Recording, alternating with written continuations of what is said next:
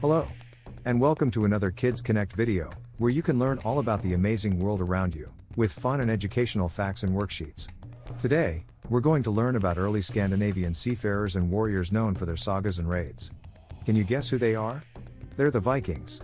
Here's a question to think about. What was the Viking writing system called? Get the answer at the end.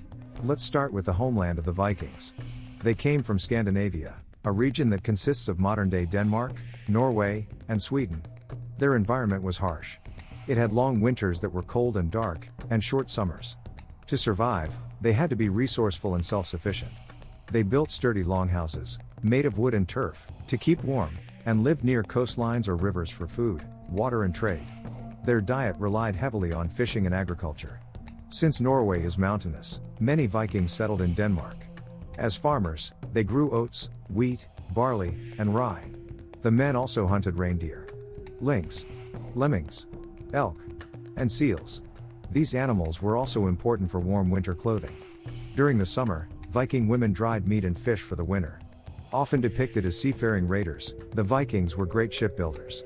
Their longships had distinctive sails and oars, and could sail vast oceans, shallow rivers, and survive heavy storms.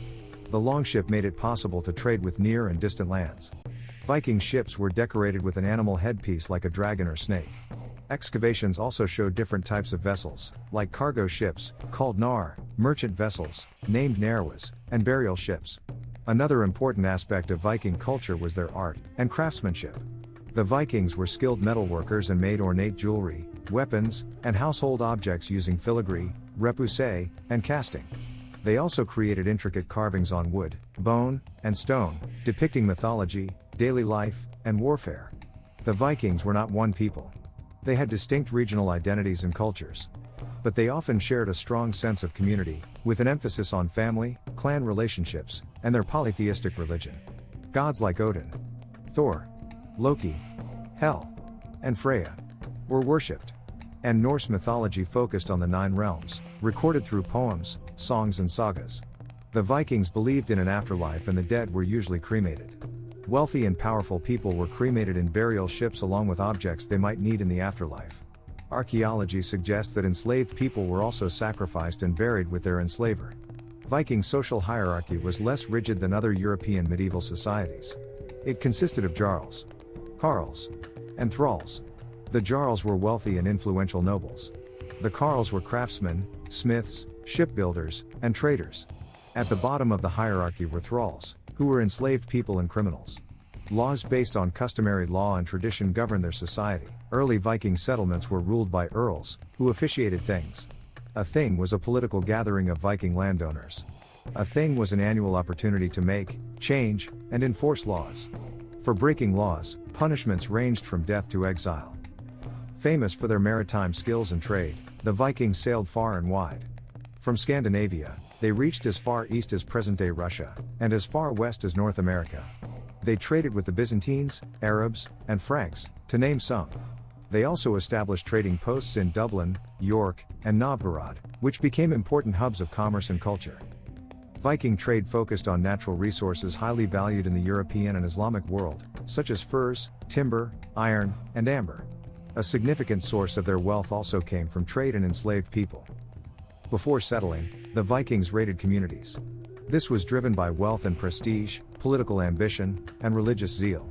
The raids were also highly targeted attacks on specific towns, monasteries, and cities they believed were wealthy but vulnerable. An example in history is the 793 BCE raid on the English Abbey of Lindisfarne. Rich with treasure and unguarded, it sparked more raids of monasteries along the English coastline. The waves of raiders striking East Anglia, Mercia, and Wessex were called the Great Heathen Army by the Anglo-Saxons. Some kings submitted and paid tribute for peace, while others like King Edmund of East Anglia, retaliated and were killed. By the 9th century, a peace treaty between Viking leader Guthrum and King Alfred of Wessex saw the Danelaw established in the north and east of England. In time, the Vikings settled in Ireland, Scotland, Normandy, and Iceland. Many also populated Russia through the Volga trading route. They became known as the Rus, or Varangians. Viking settlements were hubs of innovation, and the plough can be attributed to the Vikings. This transformed the landscape of Northern Europe. Viking trade and migration also left enduring marks on language. Old Norse is the ancestor of modern languages like Danish, Norwegian, and Swedish, as well as Icelandic and Faroese. Even English has loan words from Old Norse like sea, sail, and ship. The Vikings were also instrumental in the spread of Christianity in Scandinavia, following their conversion in England and France.